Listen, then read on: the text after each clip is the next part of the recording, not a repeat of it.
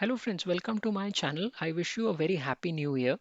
And before we move to the predictions for the month of January, let us quickly look at how this year as a whole is going to turn out for you. In any kind of an annual transit, only four planets movement is important. One is Saturn, other is Jupiter, and another one is the pair of Rahu and Ketu. The reason why these four planets are important in an annual transit is because they stay in a sun one sign for a very long time, and as a result, their ability to provide results is compounded far better compared to the fast moving planets like Sun, Venus, and Mercury, which do not stay in a particular sign for a very long time. Now, Saturn going to move into your first house in the Aquarius sign on 16th of January 2023. Saturn entered in the 12th house in the Capricorn sign on March 2020. During the onset of Corona, it entered in the 12th house for you. So you have been feeling very lonely and isolated from the last 2.5 years because whenever the ascendant lord passes through the 12th house, then isolation and loneliness becomes the theme. In this case, Saturn is a very slow moving planet, and as a result, you will feel that way for a very long time compared to other ascendants where the ascendant lord quickly moves out of the 12th house. Now, the good part about this year is that Saturn will be posited in your first house, and ascendant lord in ascendant is generally considered very, very good. In this case, it is Saturn, so it will not give you things easily. Saturn in the first house exposes an individual towards his or her limitations. And if you indulge in any kind of a bad activities like smoking, dishonesty, stealing, consuming liquor or meat, then this Saturn punishes you very, very badly. People who are of Aquarius ascendant usually have a very hard life compared to all the other ascendants because they are ruled by Saturn. Same is the case with the Capricorn ascendant. Both Aquarius and Capricorn ascendant people are born in this world to work extremely hard, and Saturn ensures that they end up doing a lot of hard work over their lifetime. All of you should not keep beard and you should maintain cleanliness and hygiene at all cost, because again Saturn's negative effect gets dialed up when people don't take a bath for a very long time, or they don't shave or maintain themselves physically well. They should also avoid wearing black and blue garments because this also dials up the power of Saturn.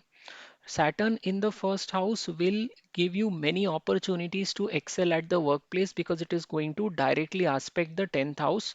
But again, since this is Saturn, so it is going to a lot of responsibilities on you, and there are many times you will feel that you are getting crushed under those responsibilities. But remember, only those who accept the challenges excel in the longer run, and in this case Saturn is urging you to develop those skill set and develop that personality which is going to help you to accept these challenges and excel at your workplace. Jupiter continues to be in the second house till the end of March, and this Jupiter will give you good inflow of money. In fact, it would have worked out a good income stream for you from April 22 onwards. Now, in April 2023, Jupiter is going to move into the third house, which is also the house for your younger siblings, short-term travel, any kind of a communication and documentation. Rahu is already posted here. So Rahu and Jupiter are going to see a conjunction in the month of May and June. And since the third house indicates communication and documents, you should be very careful about what you are communicating in writing, whether it is through emails or on paper. On the other hand, you should also not sign any paper unless you have rigorously cross-checked it. Otherwise, this conjunction in May and June may lead you to some kind of a legal trouble. 2023 is all about personality and skill set development. And as I have said earlier, this kind of a Saturn gives very good rise at the workplace, but it demands a lot of hard work from you and it pushes you take up a lot of added responsibility. If you ask me, the best time for you to excel at the work front in 2023 will be February, March, October, and November. Now let us look at how January is going to turn out for you. The bad situation that you have been witnessing from the last 2.5 years will come to close on 16th of January, and Saturn in the first house will start to create opportunities for you to develop your skill set and personality through rigorous hard work in the professional space. Venus is a doubly benefic planet for you because it owns one quadrant, which is fourth house, and one trine, which is ninth house. And this is currently passing through the 12th house. So house lord in the 12th is providing you the opportunity to travel this month to a foreign country or take a religious or a pleasure trip. This time of travel will be from middle of January to middle of February. So try to take advantage of that. Mercury is going to aspect its own house, which is the fifth house. So it is a good time for students and people who have arts related business or they are speculators. But people involved in speculation should not enter the market till the ascendant lord moves to the first house. So they should be away from the market till 16th of January, and they should think about entering only when Saturn's comes in the Aquarius sign. So the second half of January is very good from the speculation point of view for you. Students will also see a very good time, and from 20th of January to 31st of January, students will find the atmosphere to be very conducive for them. Mars is also going to aspect its own sign from the fourth house, and Mars is the natural significator of lands and real estate. So, if you are involved in these sectors on your professional front, then January month is going to be very good for you for progress at the professional front. Jupiter is going to provide you opportunities for marriage as well as starting a business after it moves into the third house. So, from April 2023 till the end of the year, you will see a lot of opportunities getting created for people who are single as well as those who want to start their own business. Also, need to be very cautious on six particular dates in January, and these dates for you are 8th and 9th of January, 13th and 14th January, and 21st and 22nd January. Avoid taking any key decisions during these 6 days, and you will see that this month will turn very good for you, especially on the professional front. So that's the summary for you for January. I would request you to subscribe to my channel, and thank you very much for watching. नमस्ते दोस्तों, मैं प्रसाद जोशी अपने channel में आपका स्वागत करता हूं। इसके पहले हम देखें कि जनवरी 2023 का महीना आपके लिए कैसे निकलेगा।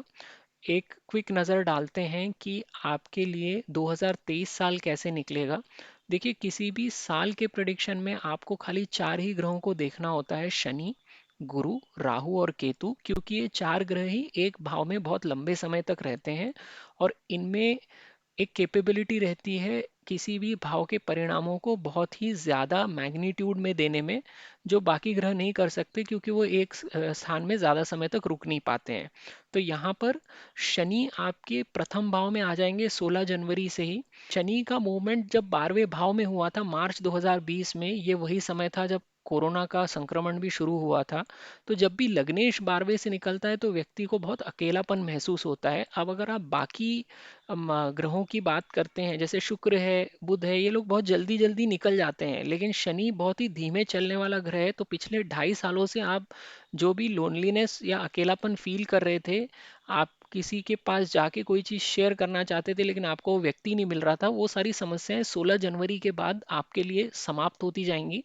16 जनवरी से लग्नेश शनि लग्न में आ जाएंगे और ये अच्छी पोजीशन कहलाती है सारे ग्रहों के लिए। शनि के लिए भी ये स्थिति अच्छी है, लेकिन चूंकि ये शनि है तो ये अपनी तीसरी दृष्टि, सातवीं दृष्टि और 10वीं दृष्टि से तीसरे, सातवें और 10वें भाव को देखना शुरू कर देगा। और इन चीज स्थानों से जुड़ी हुई चीजों में आपको परिश्रम करना पड़ेगा जब तक शनि प्रथम भाव में बैठा हुआ है।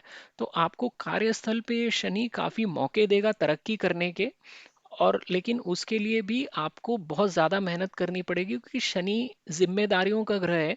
यहाँ पर शनि जब भी आता है लग्न स्थान में तो व्यक्ति को अपनी लिमिटेशंस का एहसास होता है। अगर हम क्रूड शब्दों में कहें तो शनि आपको अपनी औकात दिखलाता है कि आप कहाँ हैं अभी, और जिसकी वजह से व्यक्ति और मोटिवेट होता है मेहनत करने के लिए, स्किल सेट डेवलप करने के लिए। तो ये पर्सनालिटी डेवलपमेंट का समय है। आप इस समय में जितने चैलेंजेस स्वीकार करेंगे उतनी ही आपकी आगे चल के तरक्की होगी। लग्न में बैठा हुआ शनि व्यक्ति को हमेशा जीवन में ऊंचा उठाता है, लेकिन कड़ी मेहनत करने के बाद ही, और यही आपके ऊपर अगले 2.5 साल के लिए अप्लाई होगा जब तक शनि यहाँ बैठा रहेगा। लग्न के लोग और मकर लग्न के लोग, इन लोगों का जीवन बहुत ज्यादा कठिन होता है बाकी लग्न के लोगों के मुकाबले में, क्योंकि शनि ही इनका लग्न स्वामी होता है। और शनि प्रथम भाव में जब होता है, तब अगर कोई भी व्यक्ति इलीगल काम करता है, इलीगल शनि की दृष्टि से, यानी अगर आप सिगरेट पीते हैं, शराब पीते हैं, मांस भक्षण करते हैं, चमड़े के कोई भी प्रोडक्ट्स यूज करते हैं, मीट खाते हैं, तो ये शनि आपको बहुत फिर पनिशमेंट देने का काम करता है। यहाँ पर बैठे हुए लोग आपको अधिकतर बिल्कुल सीधे साधे और स्ट्रेट मार्ग पे चलने वाले मिलेंगे, और ऐसे ही लोगों के लिए फिर शनि काम करके देता है। शनि आपको यहाँ पर बैठ के ऊंचा उठाने की सारी काबिलियत देता है, लेकिन आपके लिए मेहनत करना बहुत ज़रूरी है इस समय में। अगर आप चुनौतियां स्वीकारेंगे तो आप कार्यस्थल पे भी बहुत अच्छी तरक्की कर पाएंगे 2023 में। गुरु आपके द्वितीय भाव में बैठे रहेंगे मार्च तक, और इसके बाद अप्रैल में ये तीसरे भाव में चले जाएंगे। यहाँ पर राहु पहले से विराजमान है, तो राहु और गुरु का चांडाल योग बनेगा मई और जून के महीने में। तृतीय भाव से आप कम्युनिकेशंस देखते हैं, डॉक्यूमेंट्स देखते हैं, तो आपको मई और जून 2023 में बहुत सावधानी बरतनी होगी। आप क्या कम्युनिकेट करते हैं इस बारे में, क्योंकि लोग उसका गलत मतलब निकाल के बात का बतंगड़ बनाएंगे। तो आप किसी को ईमेल लिखते हैं, कोई भी चिट्ठी लिखते हैं, पत्र लिखते हैं, कुछ भी कम्युनिकेशन करते हैं, चाहे वर्बल हो चाहे राइटिंग में हो, बहुत सोच समझ के कीजिए, चीज को 3-4 बार चेक कर लीजिए फॉर यू कम्युनिकेट। इससे आपकी बहुत सी प्रॉब्लम सॉल्व हो जाएंगी। इसके अलावा कोई भी कागज अगर आप साइन करते हैं तो भी बहुत ध्यान रखिए कि ये भाव यानी कि बुध की मिथुन राशि यहाँ पड़ती है, और राहु का मिथुन के साथ कॉम्बिनेशन, यानी फिर वो डॉक्यूमेंटेशन फोर्जरी वगैरह की तरफ लेके जाता है। इसीलिए साइन करते समय कोई भी कागज को ध्यानपूर्वक कीजिए। आपको शनि लग्न स्थान में मौके देगा कार्य क्षेत्र पे तरक्की करने के, और जो सबसे अच्छे महीने हैं 2023 में आपको वर्क फ्रंट पे आगे बढ़ने के, वो है फरवरी, मार्च, अक्टूबर और नवंबर। अभी एक नज़र जनवरी 2023 के भी प्रेडिक्शन पे डालते हैं।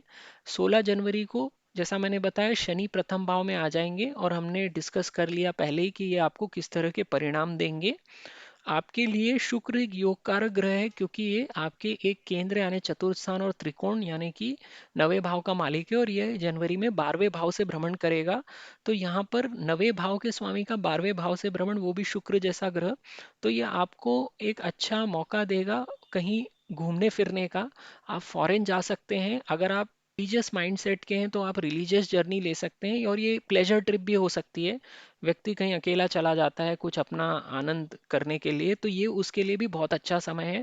शुक्र 12वें स्थान में बहुत मजबूत हो जाता है, क्योंकि ये आपके शैया सुख का स्थान है और हर तरह के मौज मस्ती का स्थान है। तो शुक्र को यहाँ पर 12वें भाव में, अगर आप खाली तुला लग्न के हैं तो उसको छोड़ के सारी लग्नों के लिए 12वें भाव में परिणाम अच्छा देता है, क्योंकि तुला लग्न के लिए वो नीच का हो जाता है। लेकिन यहाँ पे आपकी ऐसी कोई स्थिति नहीं है। मकर शनि की राशि है, शनि शुक्र बहुत अच्छे दोस्त हैं, तो यहाँ पर शुक्र आपको एक आनंददायक जर्नी पे ले जाने का काम करेगा। और सबसे अच्छा समय ट्रैवलिंग के लिए 15 जनवरी से 15 फरवरी तक का रहेगा। खुद अपने ही भाव को देखता रहेगा, पंचम भाव को, जनवरी के महीने में। तो जितने भी विद्यार्थी हैं उनके लिए बहुत अच्छा समय है। खास करके 20 जनवरी से लेकर 31 मार्च तक का समय ऐसा है जब विद्यार्थियों को भी पढ़ने में मन लगेगा, और वो अच्छे ग्रेड से इस समय में भी पास हो सकेंगे। अगर आप शेयर बाजार से संबंधित रखते हैं तो जब तक शनि लग्न में नहीं आ जाता, यानी 16 जनवरी तक, तब तक बाजार से दूर रहिए। 16 जनवरी के बाद आपके लिए समय अनुकूल होने लग जाएगा, क्योंकि लग्नेश लग्न में हो जाएगा, और त्रिकोण का स्वामी भी एकादश भाव में बैठ के अपने ही भाव पंचम भाव को देखेगा।